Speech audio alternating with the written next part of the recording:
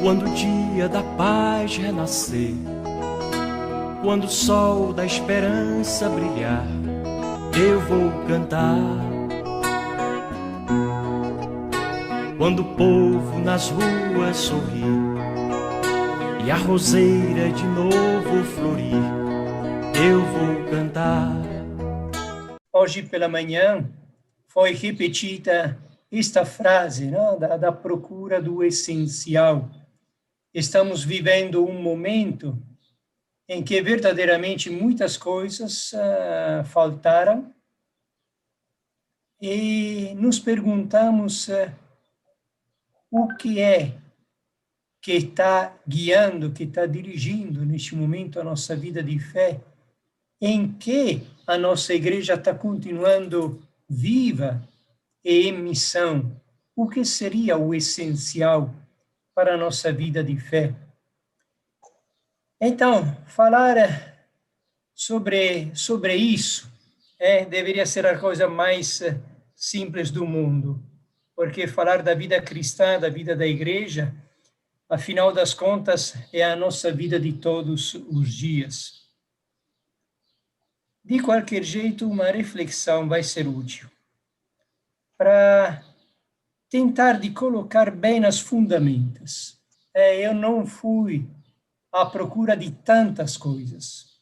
Eu quis verdadeiramente procurar, não sei se eu consegui, mas procurar o que é essencial para colocar as fundamentas do nosso sermos cristão e sermos igreja. Agora, eu sei que temos uma pluralidade também de visões sobre a vida de fé, sobre a vida da igreja. Umas afirmações espontâneas que sempre ouço. O que é sermos cristão? O que é sermos igreja? Então, é servir a Deus. É amar a Deus. Outras vezes é adorar a Deus. Há quem diga que é obedecer a Deus. E tudo isso está bom, está certo, sem problema nenhum. Mas nós temos que nos fazer uma pergunta fundamental. Quem é Deus? A nossa fé é fé em Deus. Mas podemos dizer de conhecê-lo de verdade? Se formos interessados no amor dele, se queremos amá-lo, como conhecê-lo? Muitas vezes, nós confiamos no nosso conhecimento da religião, daquilo que até agora nos sustentou, daquilo que até agora foi feito para expressar a nossa fé. Mas estamos nos preocupando de verdade em conhecer mais de perto quem é Deus? Afinal das contas, para se amar, é preciso se conhecer. Agora, não conhecemos a Deus porque o procuramos. O que significa isso? Significa que a nossa fé não é o resultado da nossa procura. O encontro entre Deus e os homens não acontece no final de uma trilha descoberta pelos homens. Não é o resultado da nossa iniciativa. Deus não é feito pela nossa inteligência ou pelos nossos desejos. Podemos conhecer a Deus porque Ele se revela. O encontro sempre é iniciativa de Deus. Deus decide de se revelar, se faz conhecer. Ele decide de estabelecer um relacionamento conosco. É Ele que faz, que constrói a estrada para o encontro. Nós temos esta certeza, esta característica na nossa fé. É a mesma coisa que também caracteriza a fé hebraica. Não somos nós que construímos o caminho para chegar até Deus, é Deus que se revela, é Ele que deseja se manifestar, é Ele que deseja nos encontrar e constrói o caminho até nós. Como acontece isso? Este é o prólogo da Bíblia toda. No princípio, Deus disse: luz. Eu ouvi a luz. E este é o prólogo do Evangelho de João. No princípio era a palavra. Então, nós percebemos uma coisa. Aqui, o protagonismo é de uma palavra. Como a sua palavra, Deus criou o mundo. No princípio, o que existia perto de Deus e era Deus, era a sua palavra. O nosso Deus é um Deus que fala. Nós nunca refletimos bastante sobre isso. O nosso Deus é um Deus que fala. Esta é a primeira coisa que nós temos que aceitar. Aceitar. Porque nós, muitas vezes, pensamos que o nosso Deus seja um Deus mudo, que assiste mudo, sem dizer nada, ao que a gente faz. Mudo, escutando as nossas orações, mudo, sem nos dizer nada. É isso que muitas vezes está dentro do pensamento de muitos cristãos. Esta é a primeira coisa que nós temos que aceitar. Deus é um Deus que fala. Não é um Deus mudo, que depois, afinal, aprova ou reprova o que a gente faz. É um Deus que fala e se comunica, se manifesta através de palavras e de gestos. Tem um dos documentos mais importantes do concílio, a Dei Verbum, que no número 2 diz justamente isso. Deus fala através de atos e palavras intimamente unidos entre eles. Dizer que Deus fala significa afirmar a sua vontade de se manifestar e comunicar com as suas criaturas, de valorizar as suas criaturas. Falar por parte de Deus é expressão de uma amizade oferecida. Dele, de Deus, nós não sabemos nada.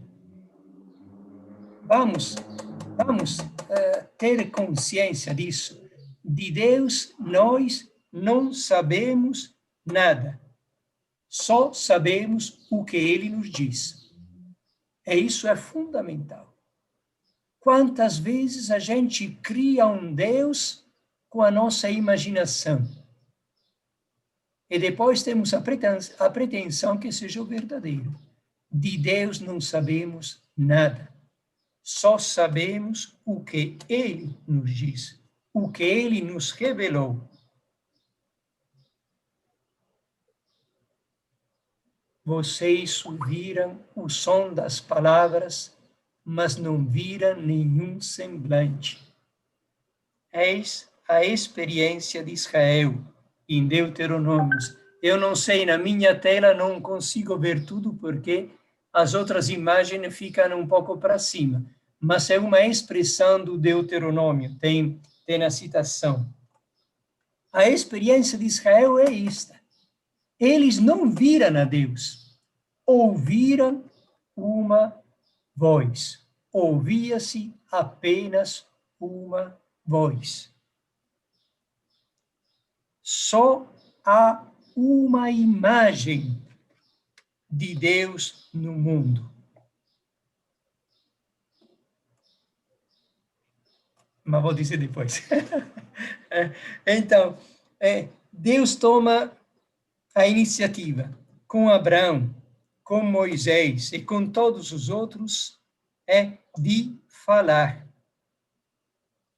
Aqui nós vemos que Deus fala, mas não se vê imagem nenhuma.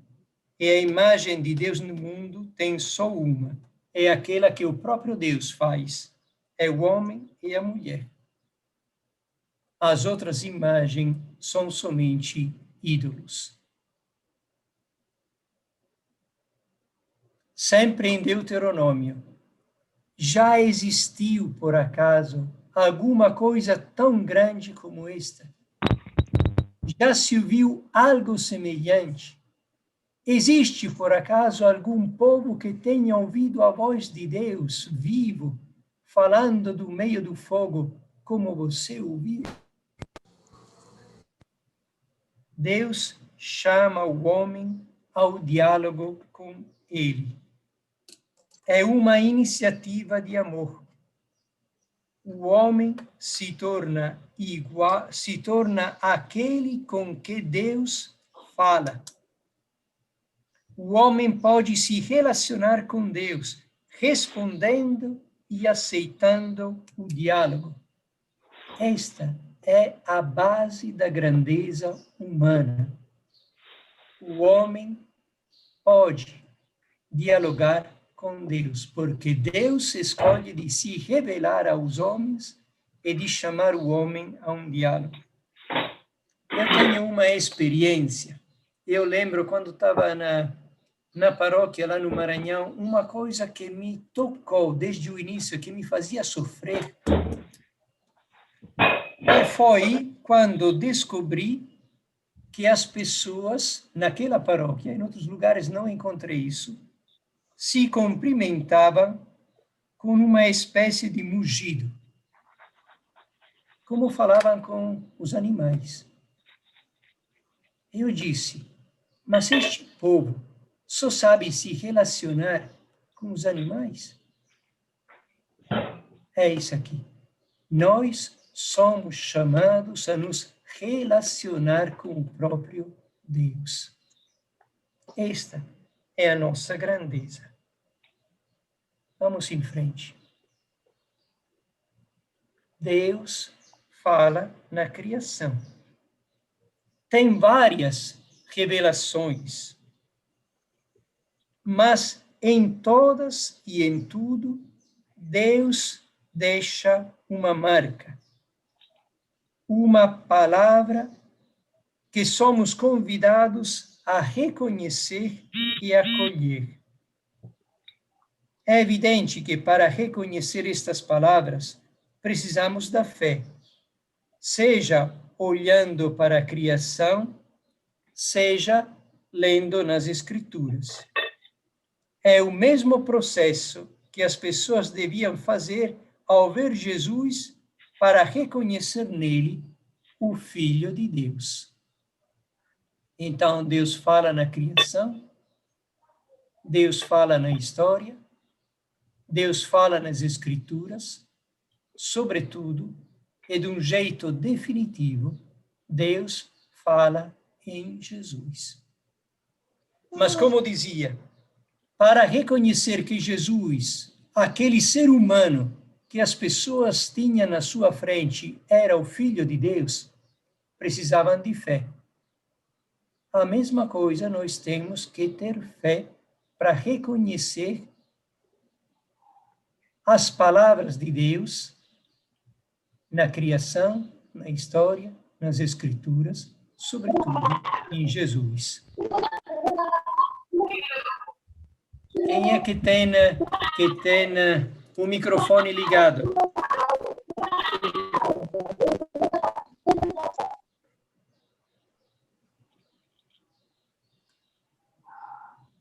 homem é chamado, falta um acento, é chamado a entrar em diálogo com Deus. Ele é feito capaz de responder. Neste diálogo, ele realiza a sua vocação de ser a imagem de Deus, porque se torna responsável. Responsável, isto é, adulto. Não podemos ser cristãos de menor, só aguardando soluções, respostas, consolos. Somos feitos construtores da vida com Deus. Estamos iniciando a entender a missão dos cristãos e o que significa sermos igreja e povo de Deus. Estamos iniciando a entender como todos somos chamados a sermos protagonistas na vida da igreja. Hoje também, este diálogo continua. Somos chamados a sermos responsáveis pela criação. Vocês lembram em Gênesis, quando Deus entrega a criação ao cuidado do homem e da mulher? Em Romanos, onde se diz que a criação espera pela revelação dos filhos de Deus. Somos responsáveis pelos irmãos. Em Gênesis, a resposta contundente de Caim: sou eu, por acaso, o vigia do meu irmão?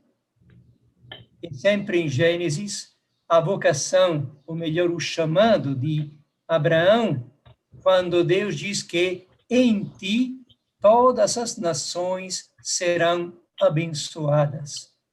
Então, responsáveis. Hoje este diálogo continua. Não podemos viver a nossa fé sem permanecer continuamente atentos ao que Deus nos fala. Não existe uma fé independente da palavra de Deus. Primeira característica da igreja é aceitar a primazia da palavra. Centro e coração da nossa fé é Jesus Cristo. Quantas vezes os documentos do magistério, dos bispos, de Aparecida, nos lembram que é fundamental para nós repartir de Jesus Cristo. Coração da nossa fé é Jesus Cristo. Ele é a plena revelação do Pai. Ele é a palavra de amor que nos chama à comunhão com o Pai. Ele que nos permite de encontrar a Deus. Vocês lembram? Em João, no primeiro capítulo de João, é Jesus que nos revela o Pai.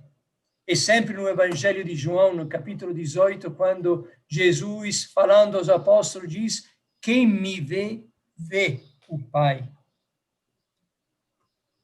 Então, ele que nos permite de encontrar a Deus. Mas devo sempre confiar no testemunho das Escrituras, naquilo que elas me dizem.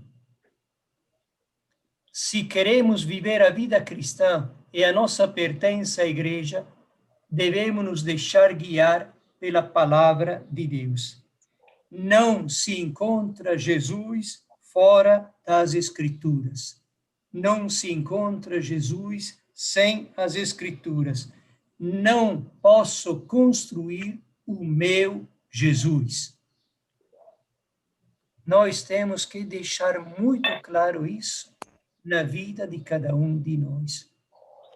Quantos Jesus diferentes existem pelo mundo afora.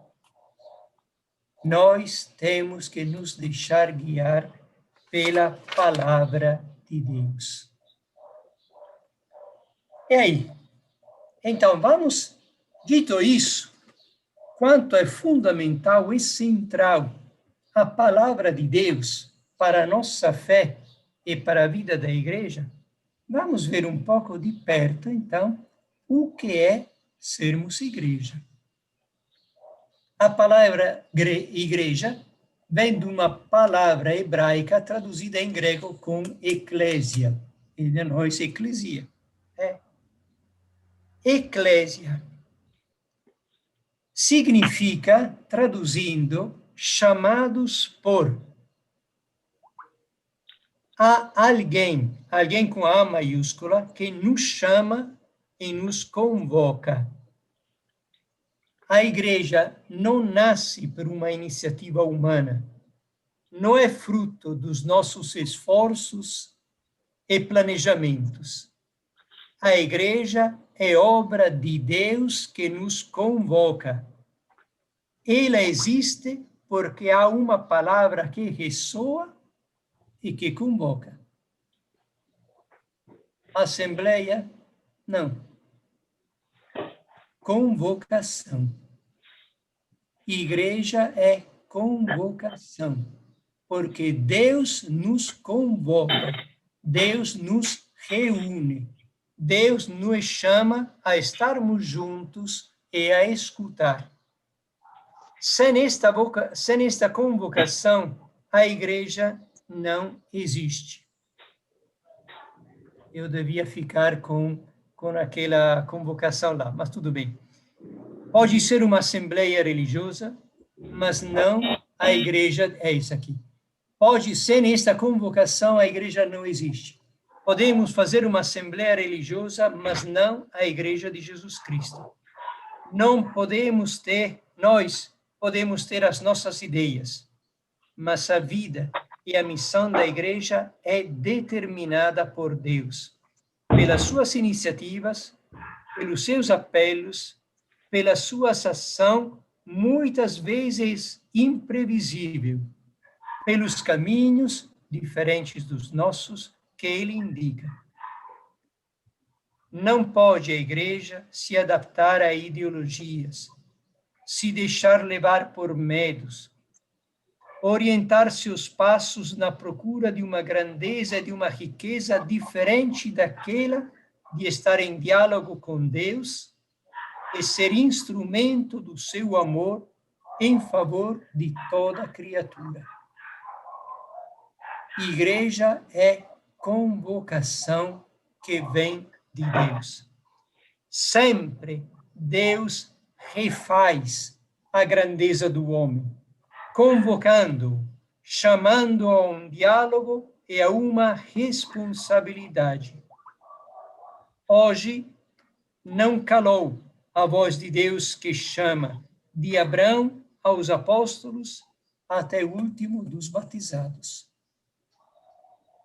Por isso, a igreja sempre é renovada por este chamado de Deus, por este apelo de Deus, e sempre se renova na nossa resposta.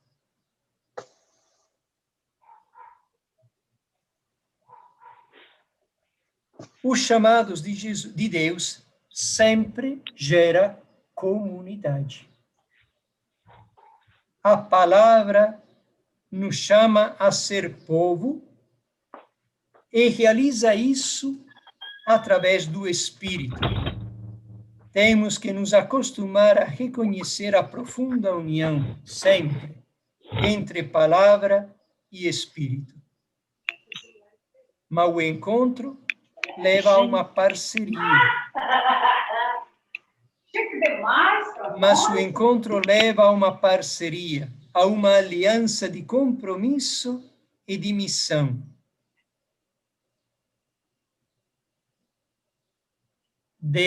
Jesus chama os discípulos, deu para eles a sua palavra através de atos e de ensinamentos, selou com eles uma aliança.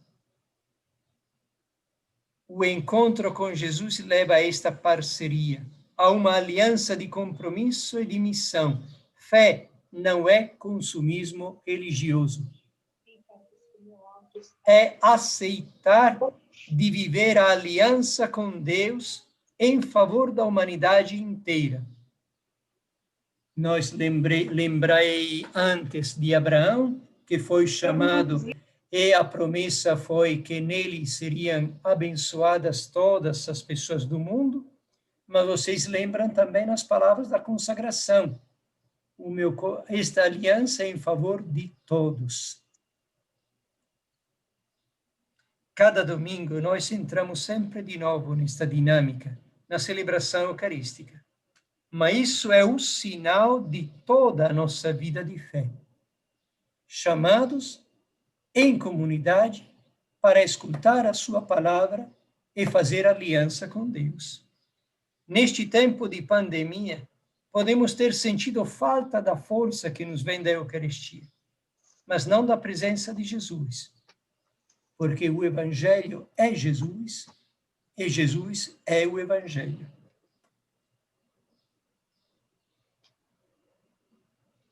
Não se vive a fé sozinhos.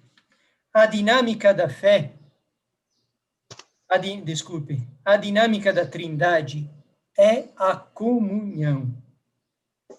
A missão da Trindade é a superação de toda distância, o derrubamento de todo obstáculo, a realização até a comunhão de vida da proximidade conosco.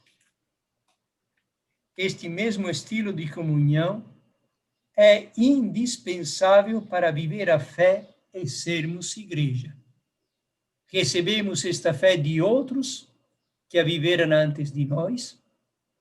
Ninguém de nós chegou à fé sozinho. Vivemos esta fé junto com os irmãos e irmãs na nossa vida cotidiana. Somos chamados a transmiti-la às futuras gerações. De jeito nenhum podemos estar sozinhos em viver a fé. É sempre algo que precisa da comunidade, que gera comunidade.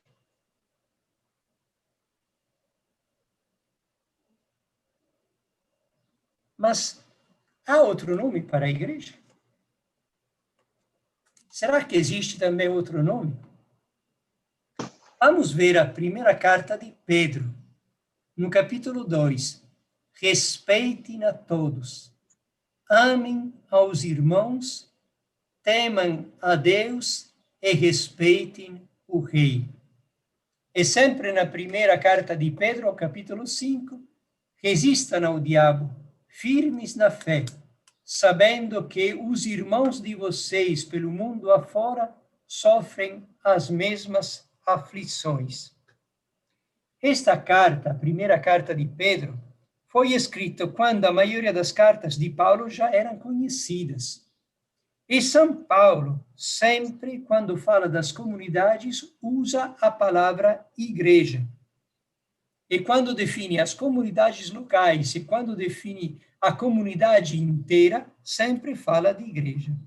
Aqui, Pedro, nas duas vezes que faz referência, a igreja usa uma palavra diferente. Aqui está traduzido, amem aos irmãos. E sabendo que os irmãos, mas a palavra que existe no texto grego é diferente. A palavra é fraternidade. Amem a fraternidade. Mas quando Pedro fala de fraternidade, não quer dizer a virtude da fraternidade, quer dizer a comunidade concreta dos irmãos que vivem entre si a fraternidade.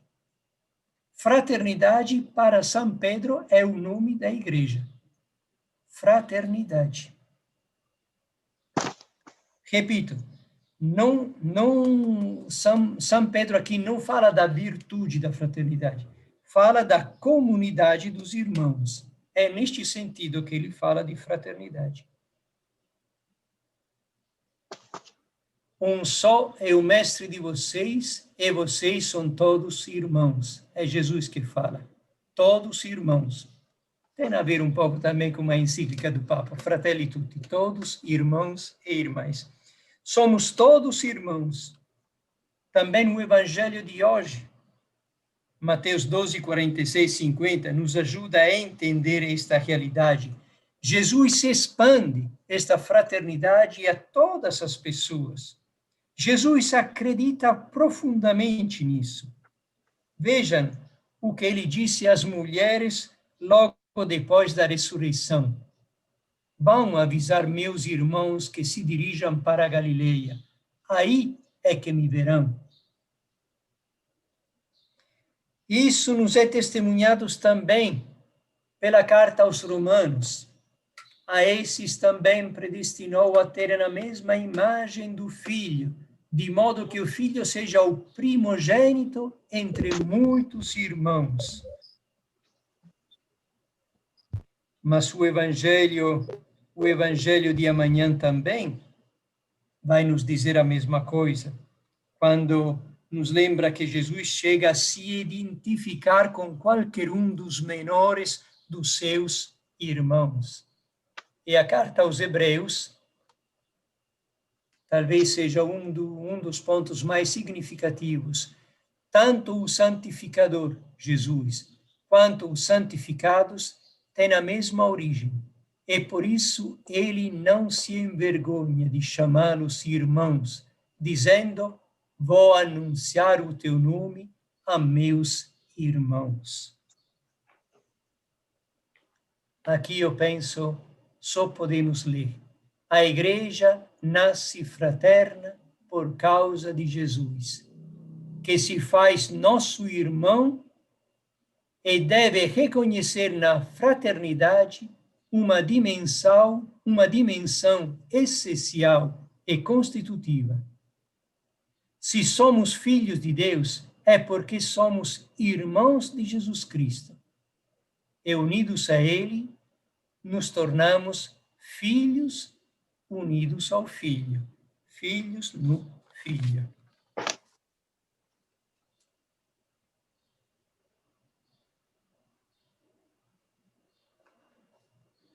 Isso implica umas consequências muito grandes. Vamos ver o que nos diz o próprio Jesus no Evangelho de Marcos. Sabei que os que são considerados chefes das nações as dominam, e os seus grandes se impõem sua autoridade. Entre vós não seja assim. Quem quiser ser o maior no meio de vós, seja aquele que vos serve. E quem quiser ser o primeiro no meio de vós, seja o servo de todos. A coisa importante não é afirmar que a igreja é fraternidade. A coisa importante é reconhecer esta fraternidade e viver como irmãos, com a mesma dignidade, dentro da igreja, direitos e deveres iguais. Porque verdadeiramente entre vocês não seja assim.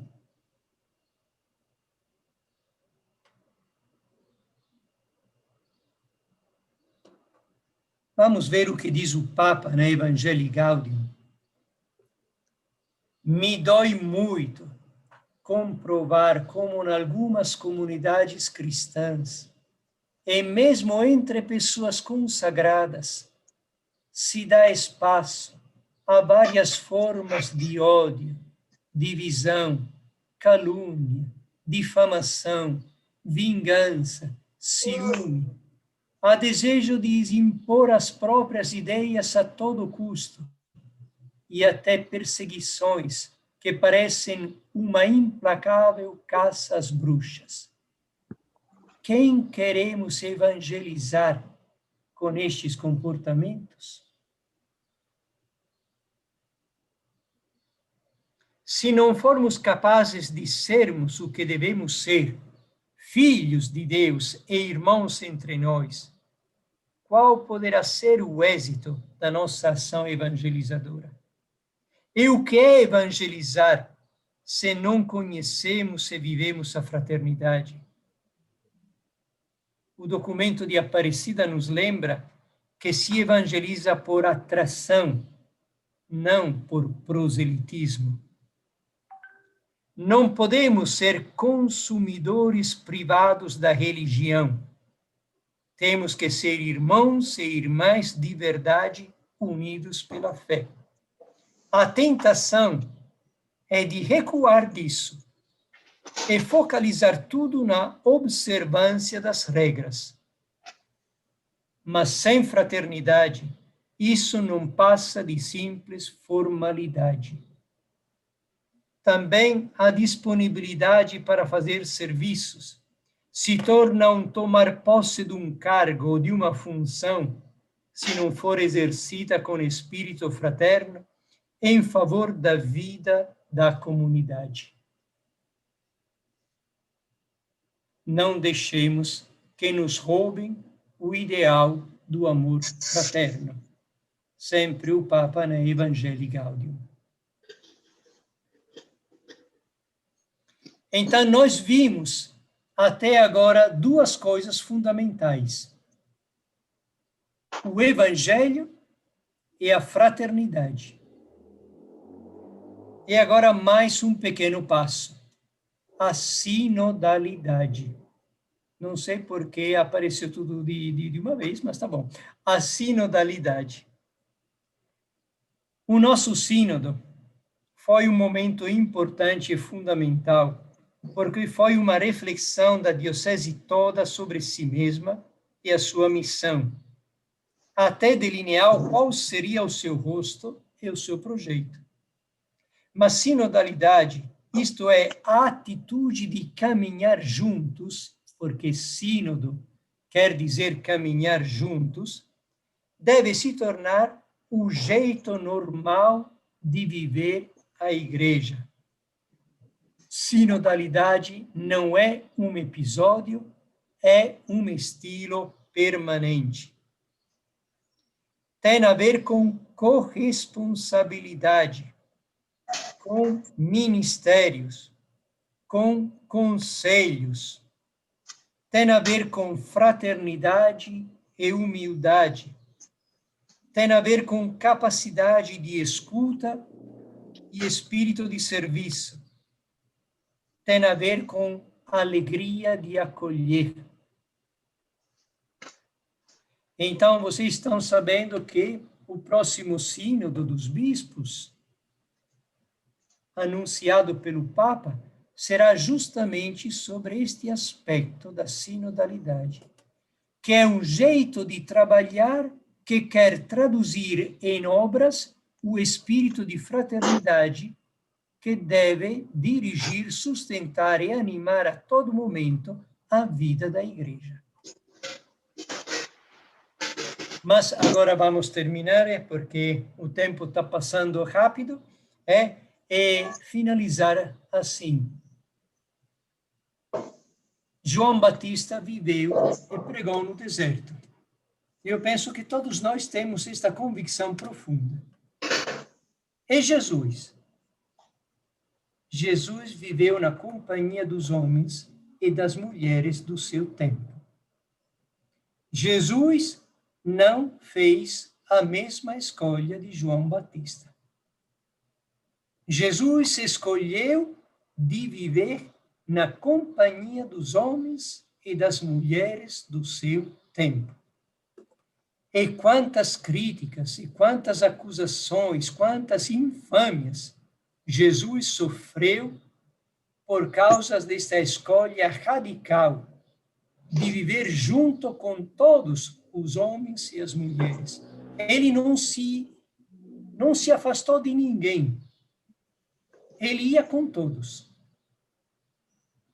Para fazer um parêntese, ele entrou na casa de ricos e pobres, só não entrou na casa dos poderosos.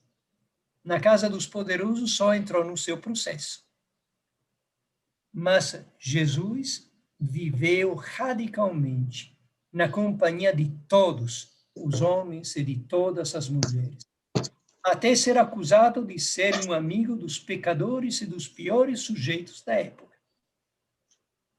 A vida cristã é viver a vida de Jesus. a igreja é chamada a viver na companhia da humanidade e em favor dela. A igreja vive no mundo, na companhia de homens e mulheres, partilhando a vida com as suas esperanças e os seus problemas. Não podemos fugir da vida das pessoas. Não podemos recusar o mundo no qual somos chamados a sermos luz e sal. Temos que lembrar o que Jesus dizia: quero misericórdia e não sacrifício.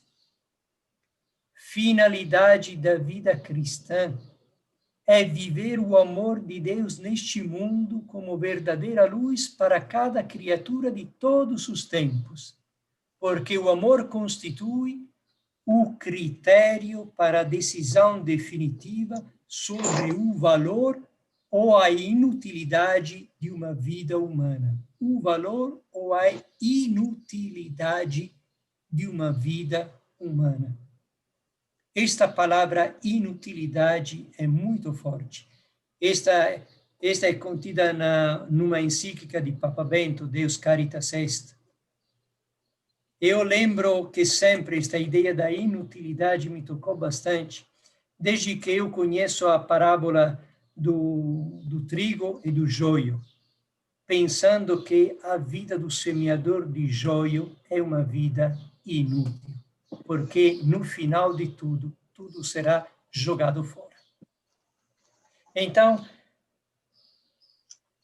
lembrar o que Jesus dizia: quero misericórdia e não sacrifício, repetindo a mensagem dos profetas. Se a oração, se o culto, a que nós damos sempre muita atenção, e é justo, porque são importantes, mas não podem ser a única coisa que a gente faz, não podem ter a exclusividade da nossa atenção. Se a oração e o culto não nos ajudam a amar e a dar a nossa contribuição à sociedade, significa que a nossa oração e o nosso culto são falsos, são espetáculo. Então, em que reconheci o essencial para a vida da nossa diocese? Na palavra de Deus, porque não podemos criar o nosso Deus. Na fraternidade, porque não há vida cristã fora da fraternidade. Na sinodalidade, que é o estilo prático para concretizar na vida de todos os dias esta fraternidade que deve nos animar. E no viver a nossa vida de cristãos na companhia de todos os homens e mulheres de nosso tempo, sem nos afastar deles. Então, no final, a nossa vida mergulhada na realidade cotidiana será o verdadeiro sacrifício vivo, santo e agradável a Deus. Isso. Tá bom. Eu preparei umas perguntas para deixar para os grupos. E aí vem as perguntas, porque agora deveria ter um trabalho, o Padre Adriano vai explicar, e este trabalho, na base do que nós ouvimos hoje pela manhã, do relato das categorias, na base da síntese que o Padre Alberto fez, e na base das provocações que eu fiz agora, tentando de reconhecer o que for essencial na vida da nossa igreja agora, estas perguntas que podem ajudar o trabalho dos grupos.